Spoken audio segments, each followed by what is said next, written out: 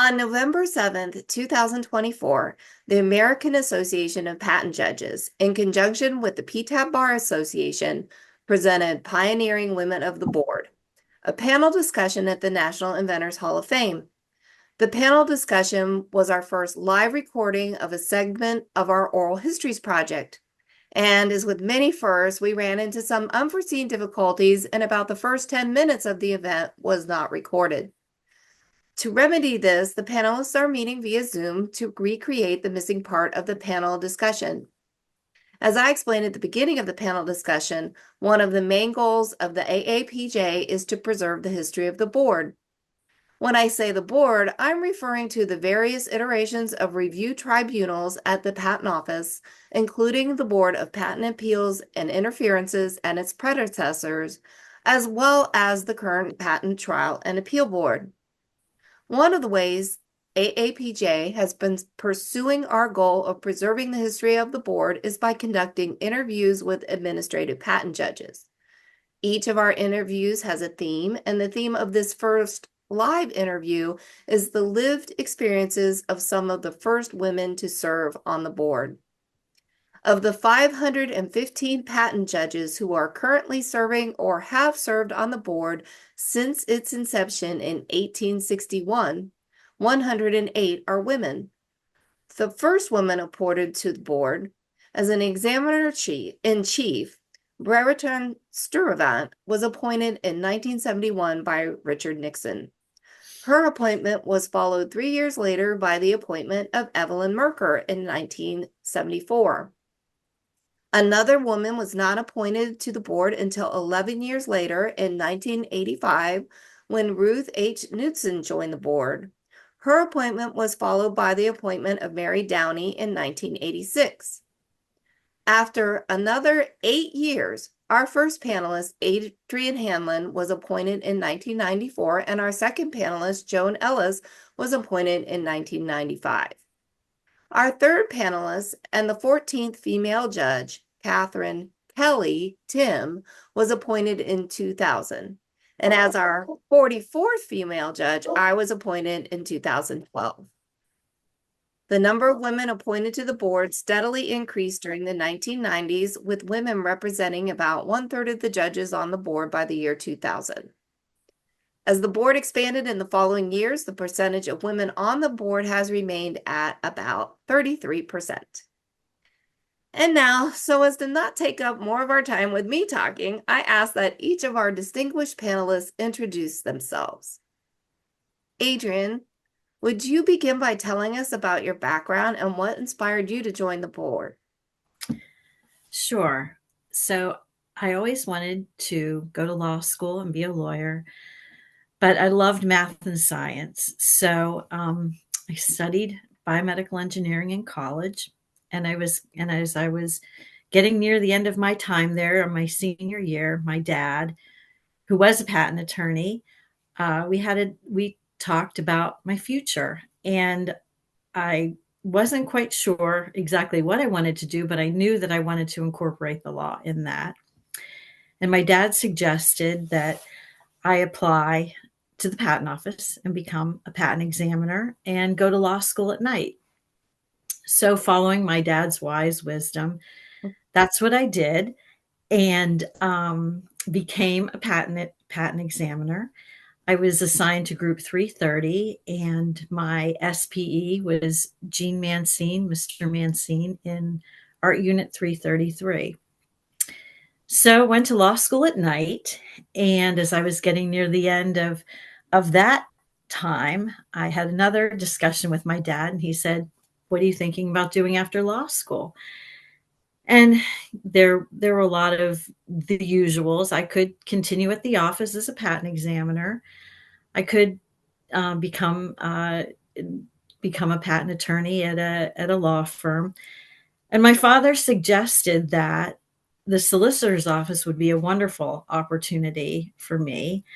And again, my dad being very wise, I looked into it and saw that there were detail opportunities that I could take advantage of during my last year of law school.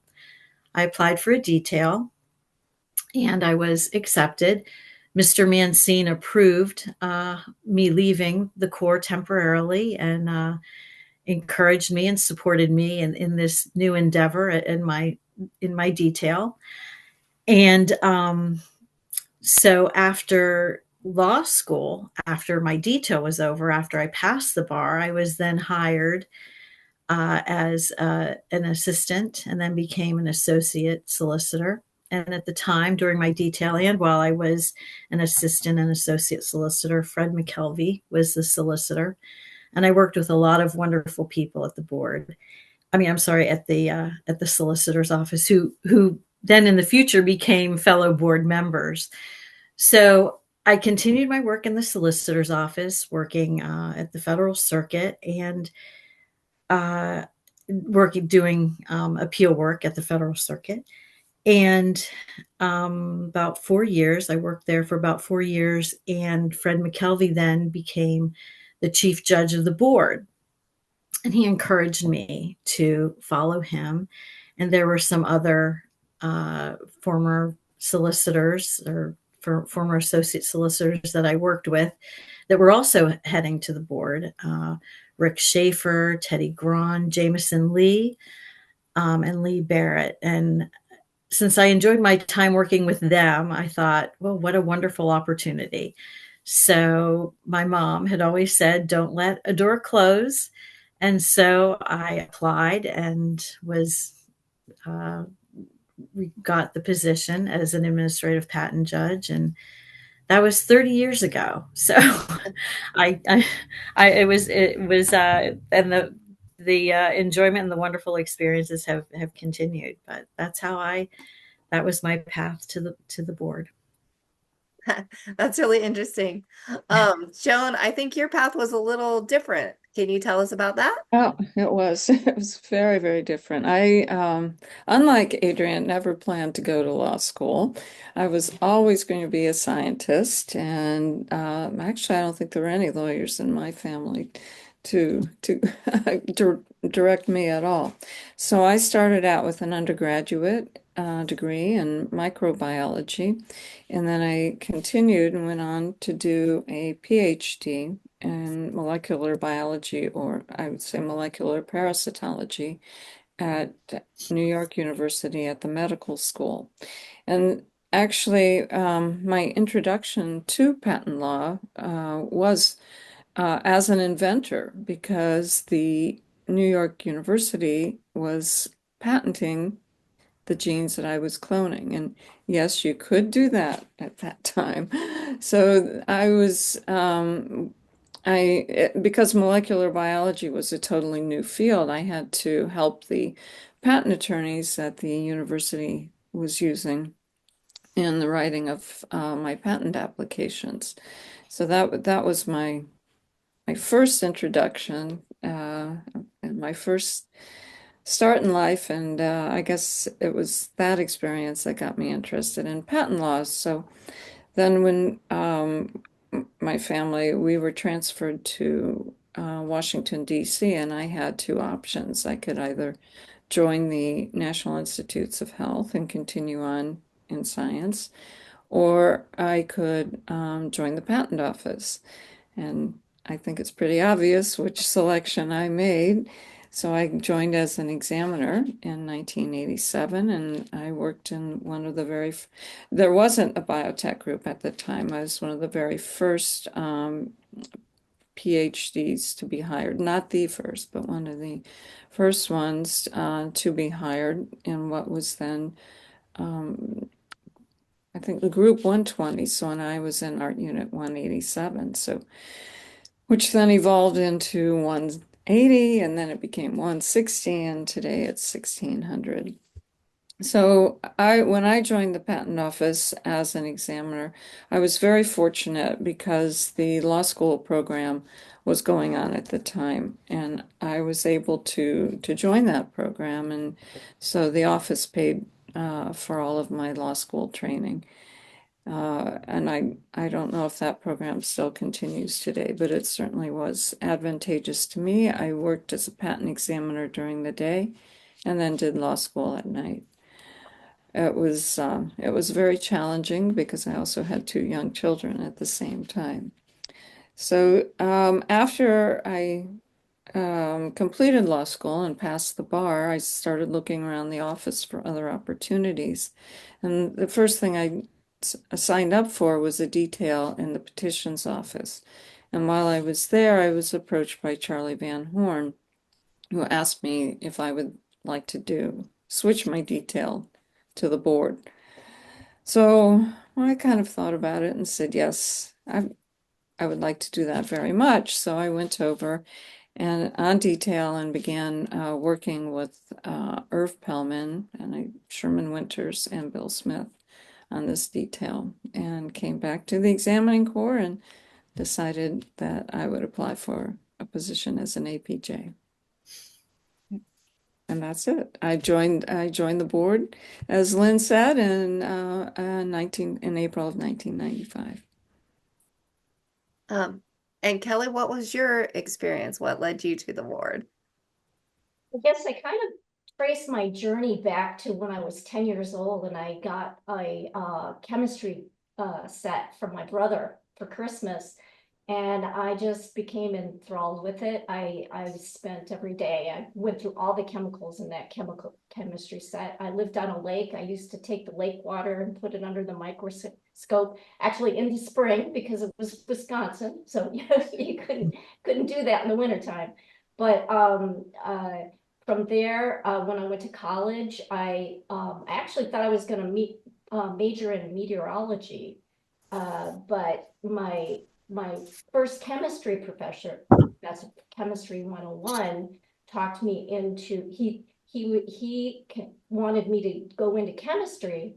And I said, well, what kind of jobs can I get with that? And he said, well, you're probably going to need to get a graduate degree. Like, I can't afford to do that. So he suggested chemical engineering.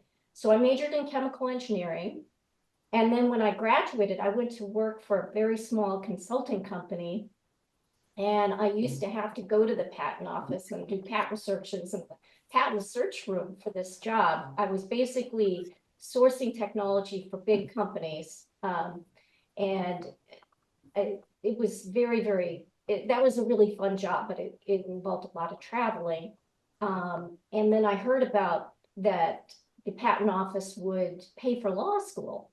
So I was like, I might be interested in doing that. And so then I became a patent examiner in 1989. And at that time, I joined an art unit and became very, very good friends with another patent examiner there. And we ended up going to law school together. So we both went to night school. So another instance of night school for law school. And he went on after law school and went to other parts of the office and ended up at the board. So he kept telling me to apply. And during this time, I went and I did a detail as well, but not at the board. I was working with Charlie Van Horn and Mike Fez, developing chapter 2100 of the MPEP, the patentability chapter. Which was a fantastic detail. I did the very first part where we went through the claim interpretation and the 102 section of that chapter. And so all during this time, this friend of mine kept telling me, you need to apply, you need to apply. Well, I was still a patent examiner, so I thought, I'm never going to they're never going to hire me at the board. But finally one day, I just like, okay, if you will stop harping on me about applying, I will apply.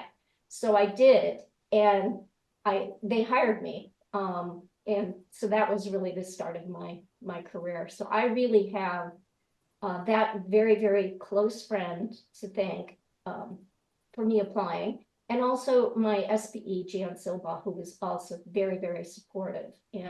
And the detail that I did under Charlie Van Horn and Mike Fez.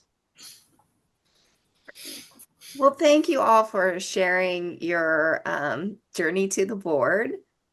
And before I ask the next question, I want to share a quick anecdote about Judge Hanlon, because she was my inspiration to join the board.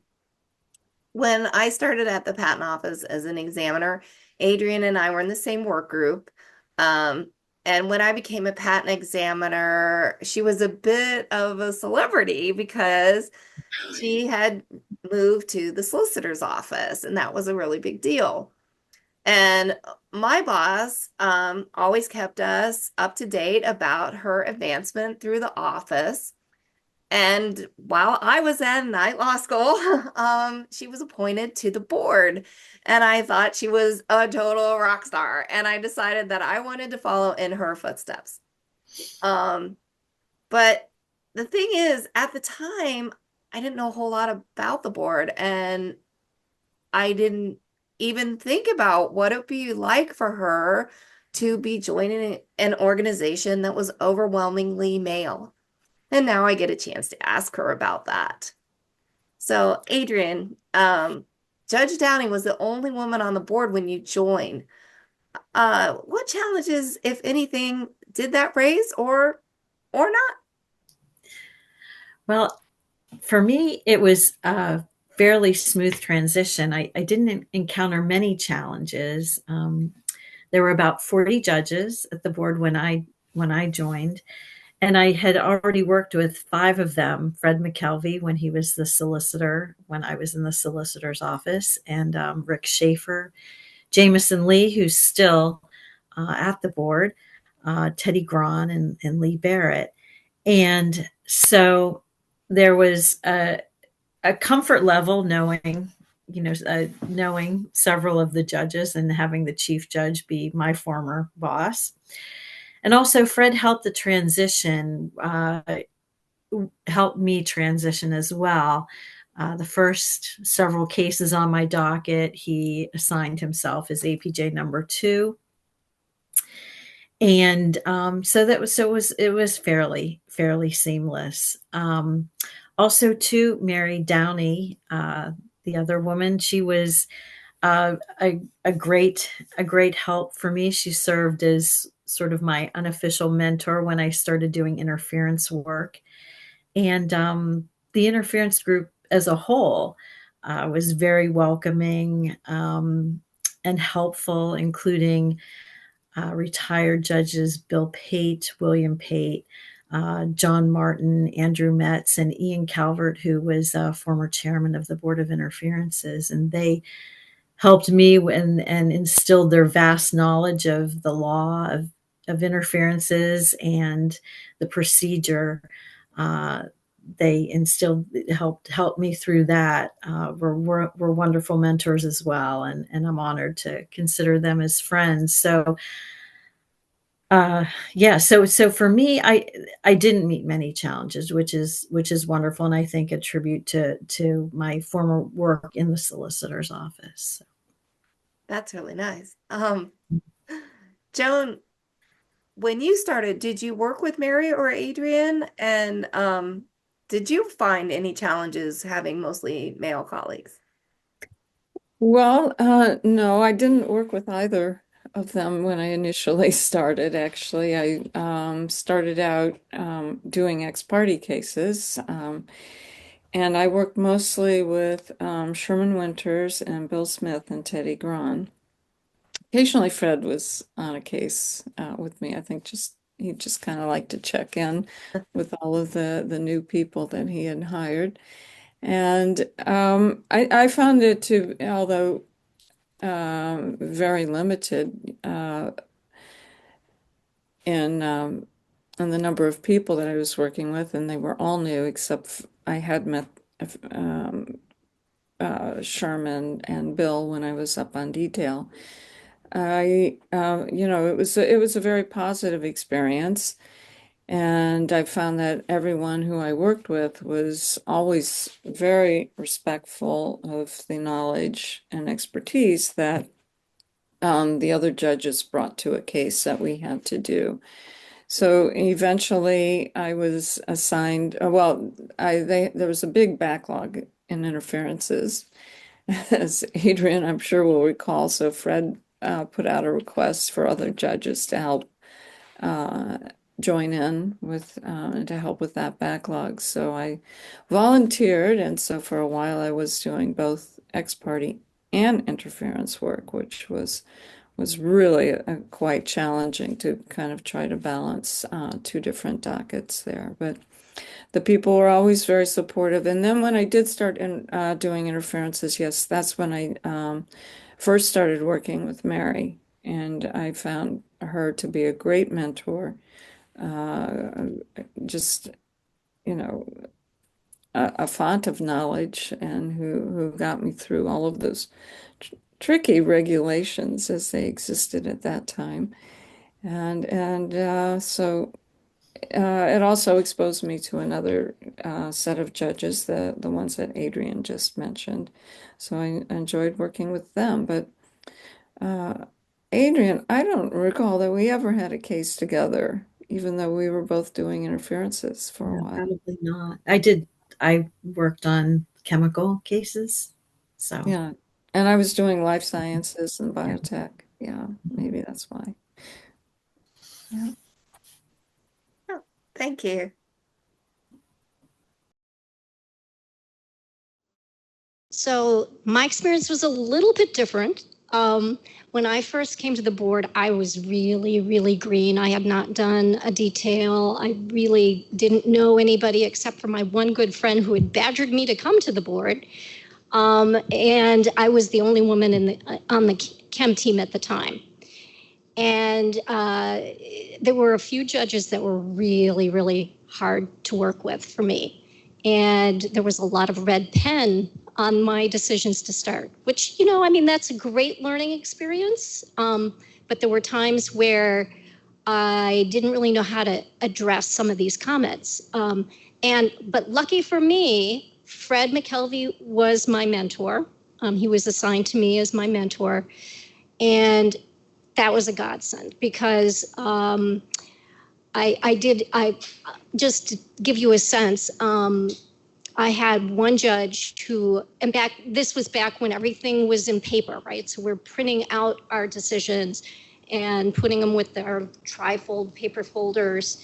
And it was full of red ink. This other judge had just put red ink everywhere, and I didn't know what to do with these comments. So I took the case to Fred, and I'm like, what do I do with this? How should I address this? And he's looking at it, and he is flipping the pages, and he is sighing, and he's like, give me this case. So he takes the case and he marches it down to Chief Judge Bruce Stoner's office. And what is happening here? So he comes back and he goes, that judge has been taken off your cases for 6 months.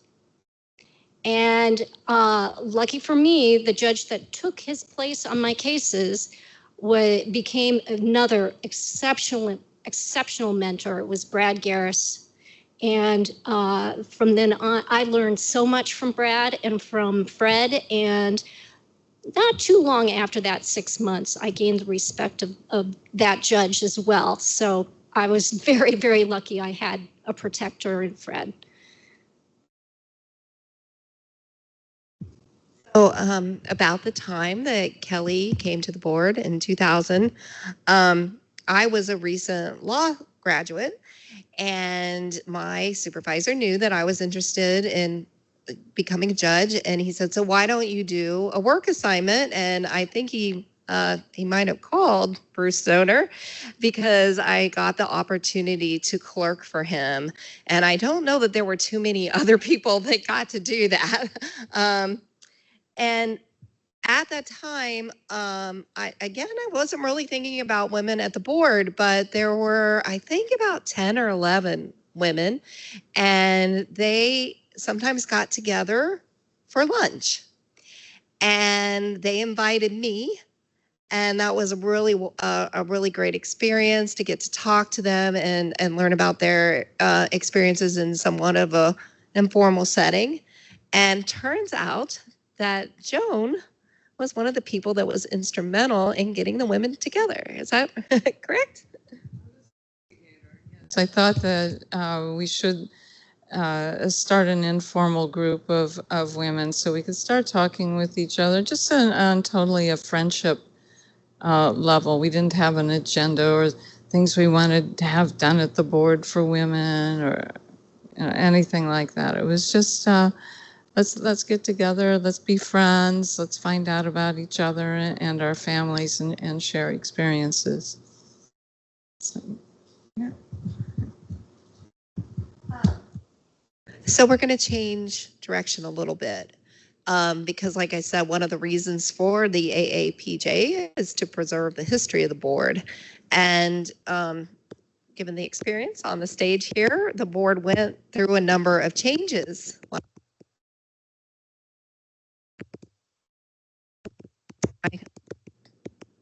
Okay, I guess that kind of went in and out. But one of the first things that happened, and Kelly kind of briefly mentioned this, was modernization and different forms. So starting from offices full of paper, pen and paper, to getting computers, and then to eventually moving to basically an electronic working environment. So I was going to ask judges, and again, starting with Joan, how that affected their work.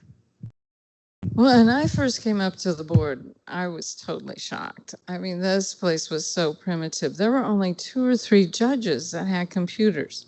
All of them were just working with secretaries, and they were dictating their decisions. And I'm like, what? And that's how I was expected to start. And I said, no. I said, I had a computer in the examining corps, and I want a computer right now. And I don't care if I have to go back to my old office and get my computer and drag it up here myself, but I am not going to, start dictating. So, okay, but very begrudgingly, they provided me with a computer. But as I said, there were only 2 or 3 judges that had them. They were all preferred just dictating. And then also when I came up and I said, so where's my docket? Well, they looked all surprised and very befuddled. And a docket? No. So I would write a decision, and then, 3 or 4 more cases would just appear on a table in my office. And it was just the craziest system. I said, we have to have a docket. I said, examiners have a docket. There was no Palm system where things were recorded in. It was just the administrators would go down to the file room, pull out some cases. If you sent out a decision, a couple more appeals would appear, and you were supposed to do those and get them out, and just cases would appear. That was it. And it was very disconcerting, because as an examiner, you would kind of go through your docket and you would find your related cases, and you'd want to research them all together, and you could work much more efficiently that way. But as an APJ, of course, you couldn't do it. And even the administrators didn't know what was going to be the next case they would, pass out to you to decide. So I can't remember how long that went on. It took quite some time before a Palm system was eventually incorporated. I think computers came before a docketing system did. I understand that you were quite instrumental in getting rid of those horrible paper files. Would you like to tell us about that? Yes. So the examining court transferred over to electronic files. And when that happened, Chief Judge Fleming was talking about getting rid of our working files. So when back in the day when we had paper, we had the trifold folders where you had papers here, you had papers in the middle, and you marked up how many claims or whatever on the side. And those folders could get quite large with a lot of papers in them, and they're very heavy. And then we had our support staff would make 3 working files for us with the papers that we used the most, the briefs, the answer, the references, the specification, would be put in, photocopied and put in 3 folders to put in the file that would be passed around to the judges, and you mark those up. Well, all of that's very heavy. And so one day I went into Vice Chief Gary Harcum's office, and I used to take the Virginia Railway Express train. You've got to walk all the way to the station, and we were starting our work at home program, and so we'd be able to take our working files home with us, so we could work at home one day a week. And he also was a train rider. I was complaining to him that I'm getting shoulder problems carrying all of this back and forth to the train station. But I have an idea. Why don't we make an electronic working file using Adobe Acrobat? And he's like, that's a great idea. Run with that. Okay. So I did. I ran with that. We put together a whole team of people. You know, it wasn't just me. And we created these electronic working files and a circulation system for electronically circulating the decisions through a shared drive and email. And we still use aspects of that system today. So I'm pretty proud of that. I think it was a really, really great opportunity for me. And that is one thing about the board, is that deciding cases is great. I love deciding cases, but there's also a lot of opportunities for doing other kinds of projects that not only help the board, but help the whole office as well. And we were really at the forefront back then of the work at home program. And I think it really helped that program a lot. I had a solution to that heavy file wrapper problem. I always said if the file wrapper weighed more than I did, I wouldn't do the case. That's great. I'm just going to add something. So I love paper, and I can still fondly remember that manila legal size folder that would come inside the official file, the official application file. You know, you, like Kelly said, trifold, and there it was with all the papers photocopied. And I loved like writing all my notes, but you know, it was hard to say goodbye. But I guess if an old dog can, you know, learn new tricks, I can learn how to use an electronic file. But I still remember we had in and out boxes, and files would show up in the inbox. And then when you were done with it, ready to circulate a decision, you'd put it in the out box, and someone would come around with a cart, and the mail would be, you know, picked up, delivered about twice a day. And I remember near like the end of the month, if I wanted something signed very quickly, I would walk the case myself to the other judge's office and put it in their inbox. So I have fond memories of the paper, but that the electronic files are wonderful, because now we can work anywhere in the country, and I think we'll touch on this, but so they are wonderful, and now I use them. So I agree with that. I remember those paper files too. I do remember lugging them around and then ripping and losing parts of them. So I do have some fond memories as well, but I do think probably electronics better. A big change happened in 2012, shortly after I joined the board. The board transitioned from the Board of Patent Appeals and Interferences, and we became the PTAB. So I was wondering if that impacted your work. Joan, I think you were gone by then, so she was not a part of this transition, but I think Kelly, you might have something to say about that? That was a big transition for the board. We had to hire a lot of new judges, and we hired a lot of people from law firms at that time. You know, we had before hired a lot of people from within, from around the office. So this was a big culture change. A lot of people coming in, high-level people from law firms. I did a lot of mentoring of these new people. And that was an interesting experience, getting them transferring from that law firm culture into the board culture, which is much more collegial, and every judge's vote is equal to every other judge's vote on a case. And some of them, it took a little bit of time to learn that their vote didn't count more than anyone else's. So it was an interesting experience.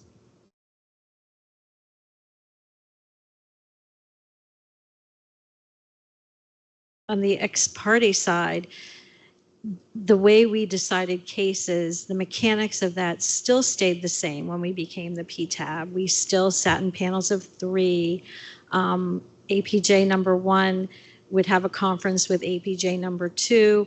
Now that's a little different. 3 of us, the 3 judges on the panel, we all talk together in our conferences. I think that makes it a little more efficient. But I just wanted to point that out, that ex parte pretty much stayed the same. And also too, I wanted to add that it was really nice getting perspectives from so many new people as well. I know they're always growing pains when you have, new people start a new job. But it was really nice to get different perspectives. And I feel like I've been at the board, as I said, for 30 years, but it's part of the wonderful thing about the board is continuing to learn and continuing to understand, different points of view, different approaches. And that's what makes the job so fun, and why you're able to do it for so long, because there's always something new to learn. So another big change that the AIA brought to the board was the opening of the satellite offices and the expansion of telework to the point that we now have a nationwide workforce. And I think that has also changed how we work. And I think Kelly might have a little bit to say about that. Oh, that's been a wonderful experience for me, because I feel, again, there's different cultures in different parts of the country. You learn about people. Since we work in panels of 3, we get to talk to our colleagues all the time. And we always open a conference with, how are things going for you? And you just get some personal idea of what they're going through in their lives. And I also feel like I now have more places to go visit. So I have colleagues all over the country, and I can just go and visit them. I just went out to Bend, Oregon to visit a colleague last summer. And the summer before, I had gone to visit her as well. So, and I want to get out to Austin, because we have a lot of colleagues out in Austin. And we have a couple in Denver that I'd like to go visit. So I'm planning to travel a little bit more.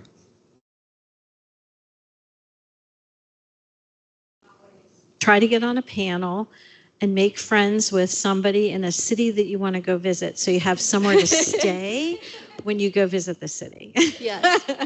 I don't do that. It's a good strategy. It's a good strategy. I like it. I do that. One of the things that was hardest for me is getting used to working with people out in California and figuring out how to make that work. And it's particularly challenging when you're doing hearings, because for the most part, most of us on the East Coast, we like to do afternoon hearings. So that's kind of good. So it works out. But if you have a judge in California who wants to do an afternoon hearing, then you got to kind of bribe the hearings team to let you do that. Let us say we persuade, but that has been an interesting process, because and that might mean that I'm having a hearing that could go till 6 o'clock or 7 o'clock at night here, because that's not the time out in California. So enough about change.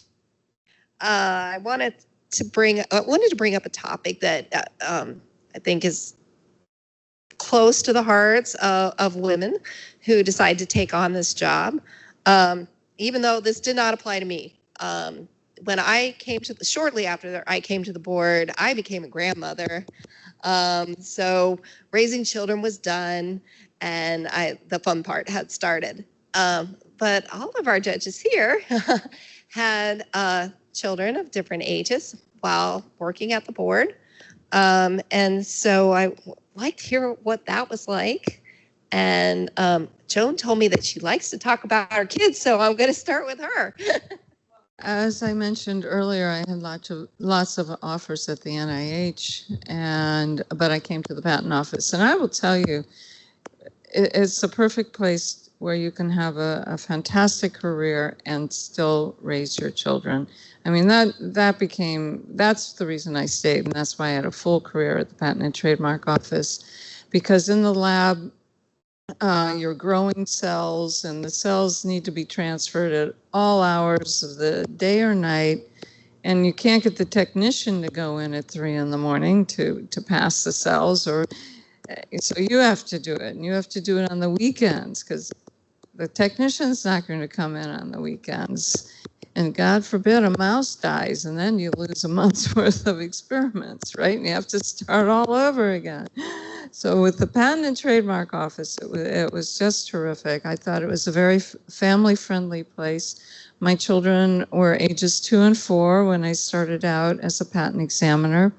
So I think that they must have been about 8 and 10 when I came up to the board. And I always found that whomever I was working with, whoever my supervisor, my SPE, or chief judge or vice chief judge was, they were always very accommodating of the family. And if emergencies came up and you needed to take time away, you couldn't show up for a day, it was just a terrific place to work and raise a family. And now my children are fully grown, and guess what?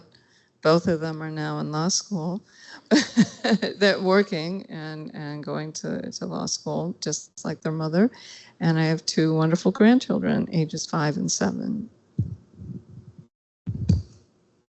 So I had a plan, and one of the reasons why I left the consulting company I was working for was because I don't know how we were ever going to have kids if we were crisscrossing the globe. So that was one reason why I became a patent examiner and then went to law school. And then it was, okay, I've graduated, I've taken the bar, it's time, come on.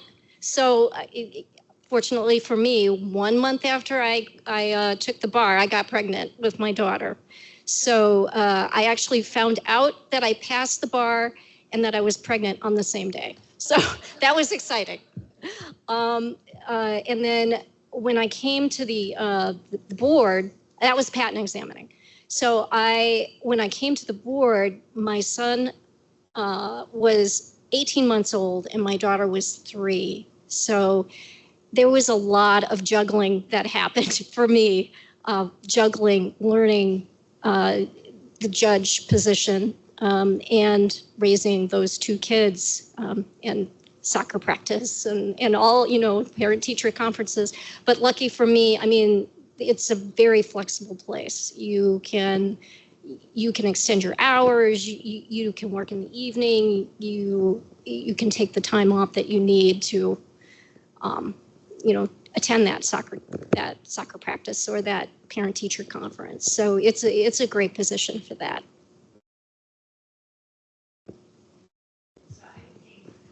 Hello.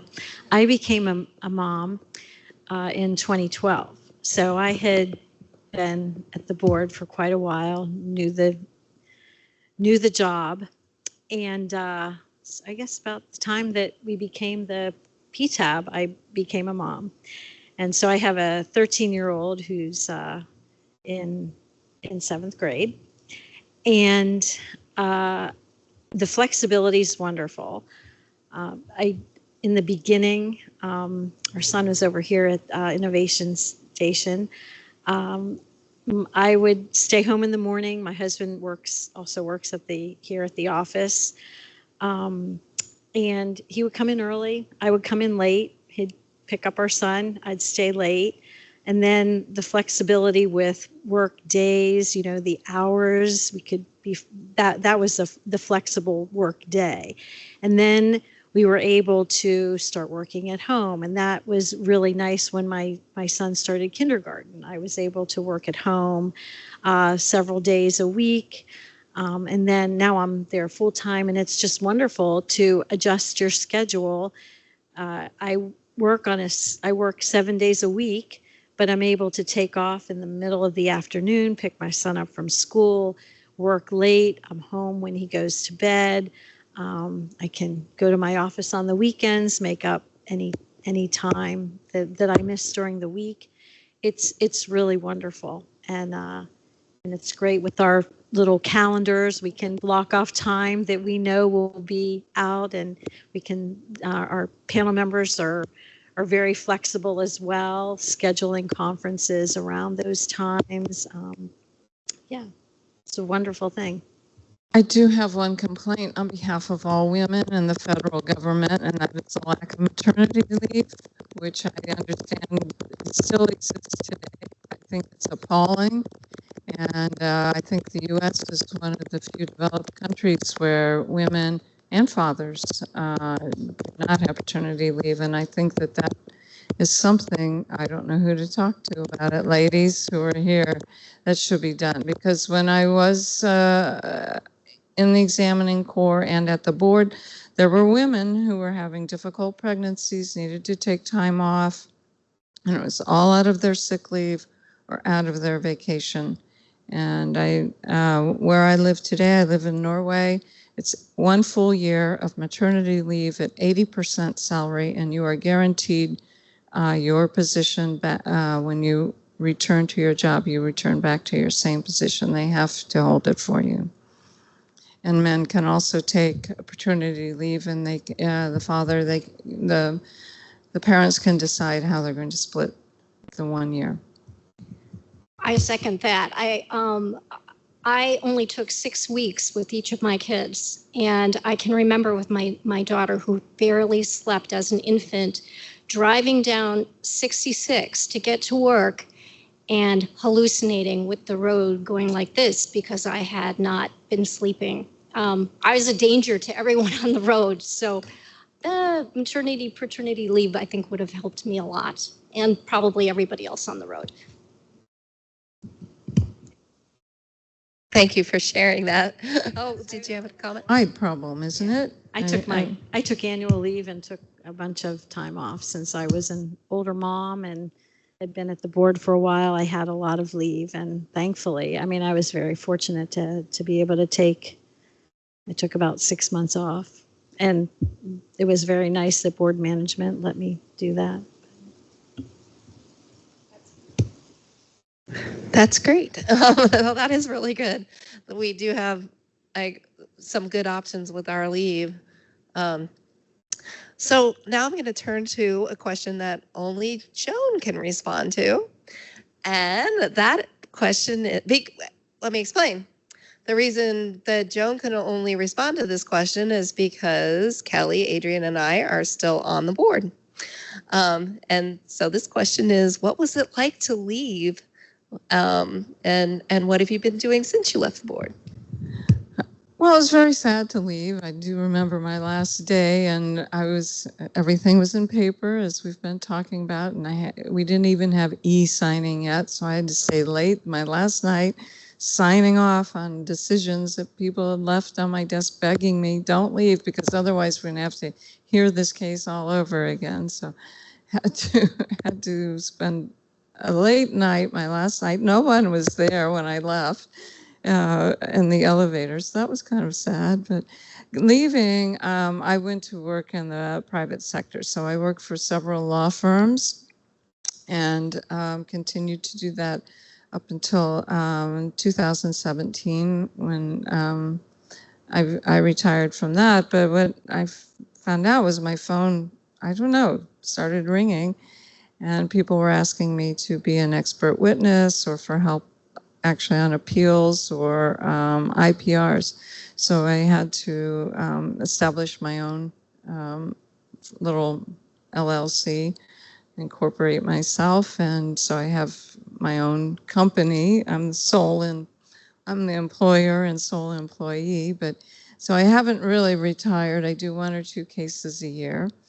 But getting back to the telecommuting and people being all over the country, well, I'm a prime example of the ultimate telecommuter because I do conference calls and video Zoom calls from Norway, and it's seamless. The work is absolutely seamless. And then you, of course, sending documents around it because it doesn't go by paper anymore, all on the internet. So it's yeah, so I can't say I've really retired. I would say the only thing I do is I do limit the cases I take every year because I do like to travel.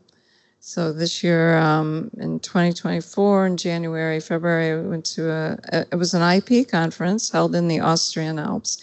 Anybody wants information in 2025, I've signed up. And it's going to be the last one, actually. It's so I was in Austria skiing in January and February, and in Marrakesh in the spring, and back and forth to Copenhagen lots of times. That's an easy hop. And and I just got back 2 weeks ago. I was in Positano and in Capri. So I'm traveling around a lot in addition to working. So I'm living the good life as a retiree. Oh, I do one more thing too. I forgot. I'm also on the IRB, the Institutional Review Board at Children's Hospital, Children's National, right here in DC. So we also have monthly meetings, and that's all done by Zoom call. We review cases every month, usually about 6 cases.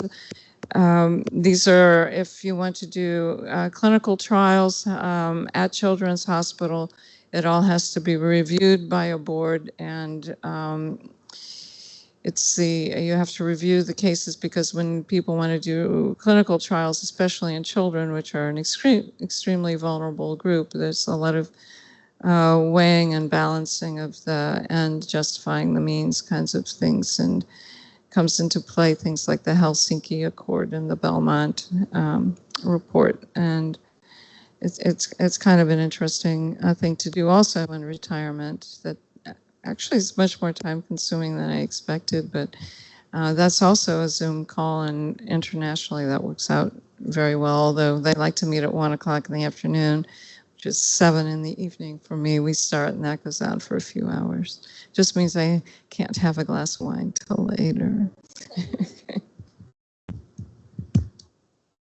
Adrienne, Joan, and Kelly, I want to thank you for sharing your insights. But before I open the floor up to questions, is there anything else that you would like to share about yourself, maybe something personal, so that our audience can get to know you a little bit better? I met my husband here, Brian Hanlon. He's an assistant commissioner for patents now. But we were both patent examiners, and we worked along the same hall, and we met there. And my dad, as I mentioned, was a patent attorney. So you can imagine at holiday dinners, we had these riveting discussions about patent law. And I remember one Easter egg hunt with my son. I have a video of my dad and Brian in the corner talking about some new guidance that the office had issued. So but also too, I played. I'm season ticket holder for the Caps. I follow college hockey. I played on a women's team. We played up and down the East Coast in Canada. And I also played hockey with my husband on a men's team. My son now is a goalie. And it's really fun watching him play. And they say that the toughest position on a hockey team is the mother or father of a hockey goalie. So, but so I love playing hockey, and I hope someday I can get back to it. But I can't stay awake for those late games. We used to play at 11 at night after the public skate. So someday, hopefully, maybe when I retire, I'll find a an over whatever team and play again. Spilled the beans on the interesting aspects of my life because when COVID hit, my children have dual citizenship, U.S. and Norwegian, and have had since birth. So when they both finished university, they decided to, because they spent their summers at summer camps in Norway, so that we have kind of always had to do a life there. And after university, they both retired. They both went to work in Norway.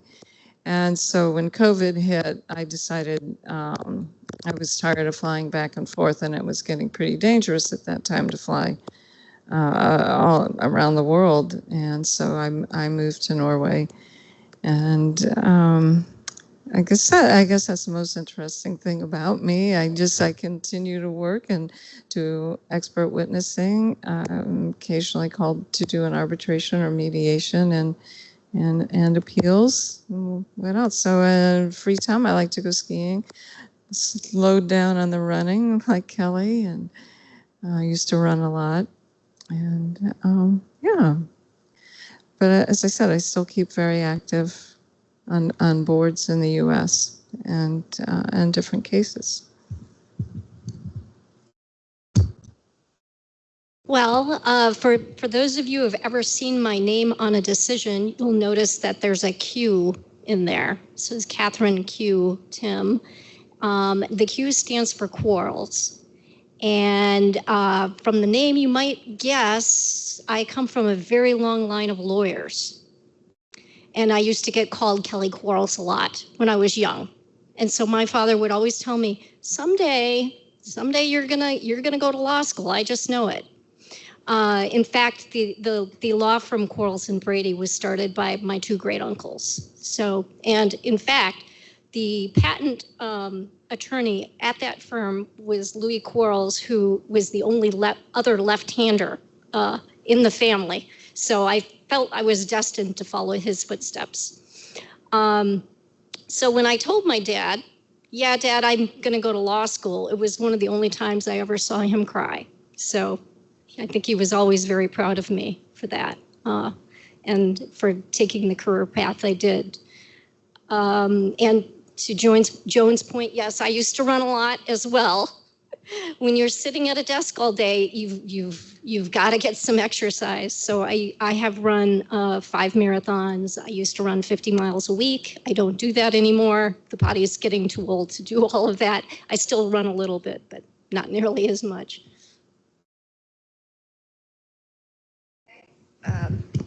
So we can open up the floor if anybody has questions for any of our panelists. And maybe I'll be the runner and I'll bring you the microphone.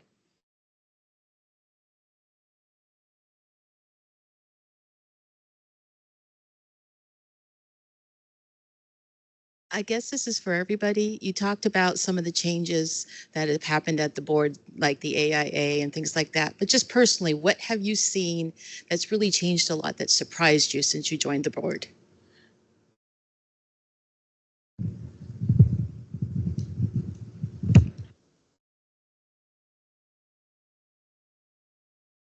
Came up because there were very few in the beginning, so it was nice to see a lot more women join the board. I think for me, it's just the ability to work from anywhere. I would have never guessed when I joined the board that we would be able to just move wherever we wanted. I remember back in the beginning, Fred McKelvey was the first one, and he moved to Hawaii, of all places. So we really, I think, broke the mold for the patent office with our work from anywhere program, and it's been spectacular. I think it's brought a lot of really good people to the office, and it's a really good program.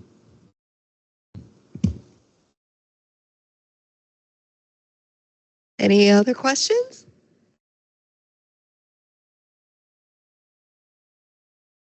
No? Okay. Oh, wait. Laura has another one. Joan, when you were talking about that there was no docket or anything else, how did hearings get scheduled? I mean, did you just come in one day and say, oh, you have 4 hearings tomorrow? Let me think about that. They must have been, not tomorrow. We did know they were scheduled several months in advance. So it was about 3 months out. And so you could write it on your desk calendar that you had a hearing that day or on a certain day. Yeah. Oh, I'm interested. Do you have anything when you guys don't, when you have a case where you don't agree with the rest of the other who on the panel, like where you really don't agree, where you fight about it? Is there any examples like that?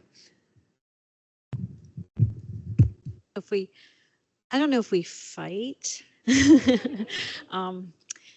Maybe when we were in the same location, there might be. I used to keep a hockey stick behind my door, so just in case people would. No, I'm joking. I don't know if we get in knockdown, drag out fights. I mean, we're all pretty professional, and definitely reasonable minds differ. And we have the avenue of writing a dissent and writing a concurrence. And, you know, I haven't written many, but when I write one, I firmly believe in what I'm writing. And then it's circulated to the other panel members, and they can either join. And in one case, somebody changed the whole decision because they did agree. Other times it's just, you know what, the two of us, we think that, you know, we've reached the right decision. And so it's pretty, there aren't any knockdown, drag out fights. And we all pretty much act civilly when, you know, we have a disagreement, because there are disagreements and questions and things maybe APJ 1 didn't quite think of, or other ways to approach a case. And I think that part of the learning and the enjoyment of the job is understanding these different positions. So the way I look at it is, you know, my job here is to reach the right decision. And if somebody disagrees with me, I want to know why, and I want to rethink. You know, I've looked this case over very carefully, and I want to see where maybe my reasoning has gone awry, or persuade number 2 or 3 that has the question, say, you know what, I understand, I maybe thought of that while I was reading this, but here, let's go down this road and I'll show you why I think it's a different answer. And if they still don't agree, I mean, I don't take it personally if somebody disagrees, because I want to reach the right decision. And if somebody decides they want to write separately, that's fine. You know, and I think a lot of people think that, you know, that's, you know, what we want to do the right thing.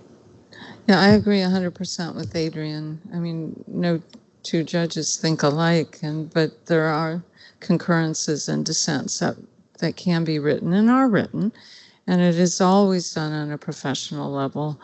And in fact, when I was on the outside once, I was chairing an arbitration, and one of the judges dissented. And he thought that we other 2 were going to get really angry with him. And I said, no, I'm kind of used to that. You know, I've been dealing with that for the last 10 years of people disagreeing with me. And even after we got that award written, some work came up, and it actually was in his field. So I called him up because I was going to referred the work to him. He was totally shocked, you know, that I had written a dissent and I was still going to refer work to him. Yeah, so no, it is always handled very professionally. But I do remember a time, and Mary, you and Chuck were in the office. Remember, I was between you and Chuck, and you and Chuck were, all of a sudden, I was discussing a case with an APJ. Oh, okay, I'll tell you, it's Teddy Browne. And Teddy and I are both from Chicago. And so apparently our voices were quite elevated, because the next thing we turn around and there Mary and Chuck are at the door. And you said, at first you thought that there was a marital quarrel going on in the room next door. And then they realized, no, it was just some other man's voice in the, you know. Yeah, so I didn't think we were getting carried away, but apparently we were. Do you remember that? No? Okay. Well, I certainly do, because of the, yeah, discussing our cases. Yeah. Teddy could get very animated. Yes. He did amateur acting in plays, so. Yeah, he definitely he'd get passionate about his position on cases for sure. And he would get passionate at the federal circuit as well. So. Yeah. You know, the cases that come up to us, quite a few of them are close cases, and they can go either way sometimes. And so you got to think that if somebody's disagreeing with you, their position is not necessarily out of line. And also, there are times when you are discussing a case and you might compromise on a point. So you avoid a dissent because you're like, okay, well that's fair. That's a fair point. And yeah, I can write it up that way. You may not have been on board with it to start, but they've kind of convinced you that, okay, that's a legitimate position. And to get all of the panel members on board, you might compromise on a point of the case. You of course are not going to change your position in a way that you really feel is wrong, but you might compromise on something.